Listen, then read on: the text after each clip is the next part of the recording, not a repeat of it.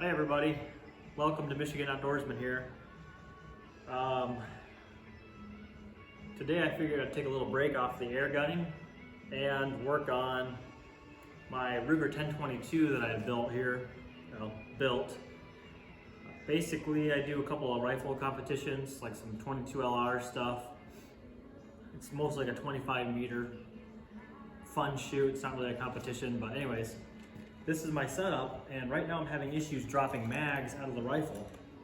Got my chamber flag in there, rifle's clear, but I figured I would show you guys what my problem is. Maybe you have the same issue, and we're gonna show you how to fix this issue. But if I load a mag in here, when I hit this latch to release it, it won't come out.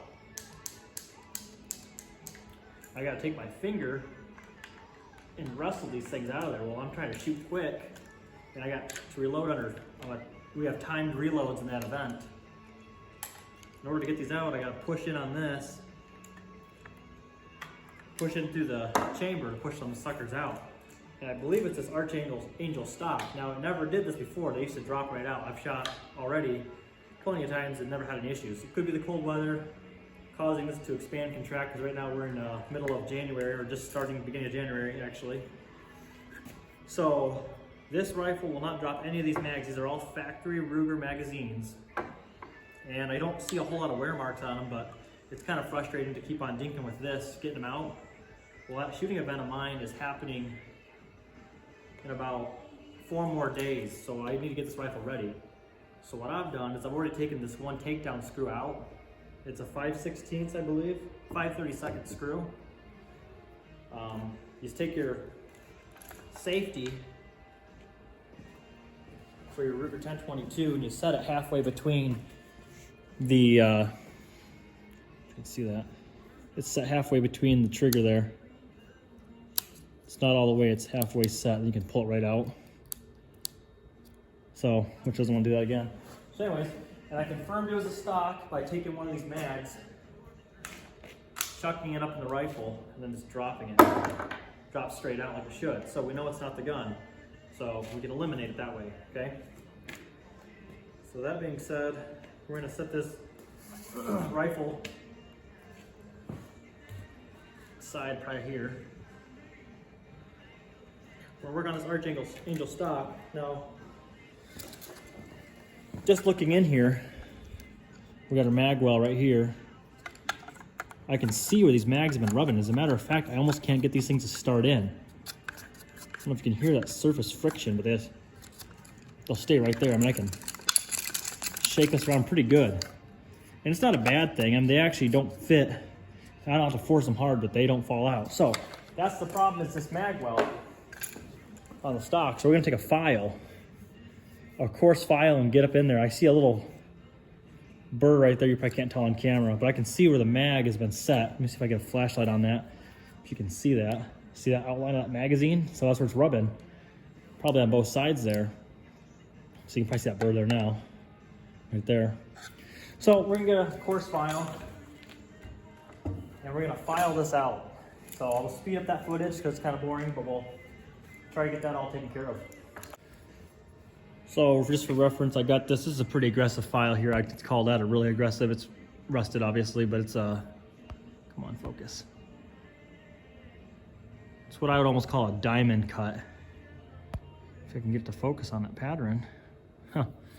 Usually have no problem focusing on this stuff. There you go. It's pretty aggressive. And then I got just your normal, oops. Your normal one direction file.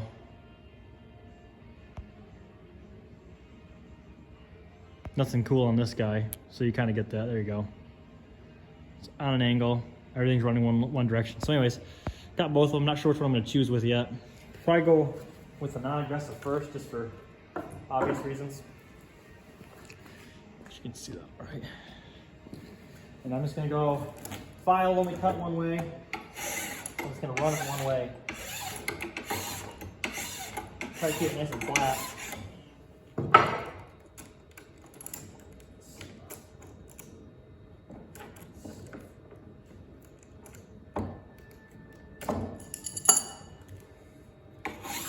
For real, having a vise would be really nice. Not very happy with this guy.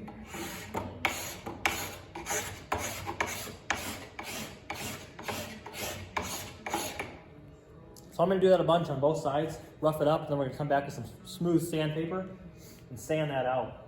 Try to get it polished up a little bit so I don't grab on that rough texture.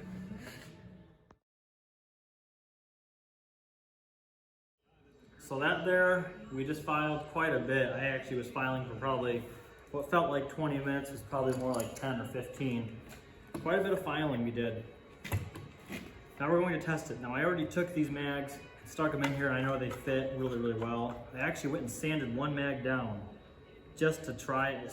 That's the quicker way to do it, is sand the magazine down, but I prefer not to, because at this event, per se, I have a malfunction and somebody throws me their mag, it's not going to work in my gun. So it's best to do it to the stock over the mag for that one reason alone. But these here drop right through. So we're a lot better than what we were. I'm going to clean this. I'll make a separate video on how to clean these guns out like thoroughly, like take out the bolt and everything. But for now, we're just going to test fit everything.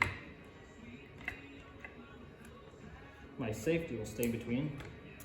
I've done a lot of work. In my opinion, I've done some work to this rifle. And I have went through and filed the trigger down to where it's really light. It's the BX trigger, which is already pretty light, but I filed it down to even lighter yet. So if you know anything about the 1022s, the BX trigger is pretty good. I think it's a 2-pound trigger.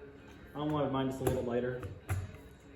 So these action screws, I read somewhere on a book all about 22s, Ruger 1022s for that instance, set them at 20 inch-pounds. So that's all I do. They say that's the best way to get accuracy out of these rifles. The best way to get the best accuracy, I guess. So we'll take a regular mag. This one's not been sanded. Stick it in there. It does fall out. And I got the I think I got the Volquartsen trigger, extended trigger release, or mag release, I'm sorry. So, very happy with that. That right there is the solution to my shooting problems. That's how you do it right there. It took a while. Make sure you deburr your edges. I went through the files. I got a little whirly jig, is what I call it. Deburred all the edges, all the sharp edges, so nothing gets hooked up on it, caught up on it. We should try it with all of our mags just to be on the safe side. That's my sanded mag. That was pretty smooth. About the same smoothness. I mean, there's plenty of room in there. All mags drop free. That's excellent. So if you can do it, take it out of the stock and do it that way. That's gonna be the best way. It took forever using that really aggressive file. So if time's not on your side, I mean, I had to take quite a bit off. I probably took almost a 1/16 of an inch off on both sides. Maybe not, maybe it's a 1/16 total, but it felt like forever. It felt like a lot. I had mounds, piles of this plastic that I've been filing off. And I went through and smoothed it with this file. That's all I did. I didn't even sand it with anything else because it felt pretty darn smooth. I was happy with it. I know what quality finish is. And to me, it was good enough. It wasn't anything terrible at all. So that being said, we're gonna clean out this rifle next. I'll make a separate video on how to clean out this rifle thoroughly. And then I'm gonna go shoot it at 25 meters and make sure we're still dialed in for that shoot that's happening in 4 more days. That'll be a 2-day event. We'll shoot probably close to 600 rounds to these rifles. And the targets are simulated as if they're at 400 yards, so it's always a lot of fun. So thank you guys for watching. As always, please like and subscribe. Check out my other videos over here. I got tons of stuff. I got lots of other guns than just air rifles. If you want to see something, you're not sure if I have it, please message me, comment, whatever. So I appreciate all you guys' views and comments, everything you guys have been teaching me and telling me along the way, so I appreciate it. Maybe someday I'll do a walkthrough on this rifle, what I've done to it, if I can even remember. But yeah, thanks for watching. Stay tuned for more.